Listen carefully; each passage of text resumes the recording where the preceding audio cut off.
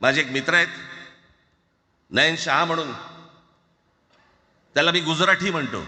माझं नाव घेतलं नयन शहा, हे एक उदाहरण आहे, तुम्ही समजून घ्या. त्यांचा जो म्हणण्याचा उद्देश आहे ते असा आहे की बाबा इथे अमराठी भाषिक खूप लोक राहतात जे या मातीशी एकरूप झालेले आहेत, आणि नयन शहासारखे असंख्य लोक आहेत जे मराठी बोलतात.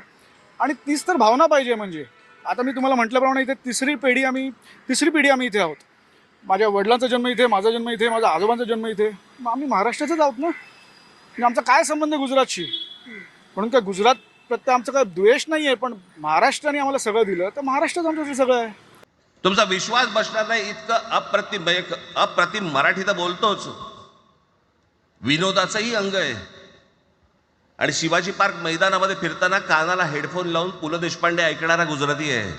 आणि मराठी सिनेमे, मराठी नाटकं लहानपणापासून मी बघतो.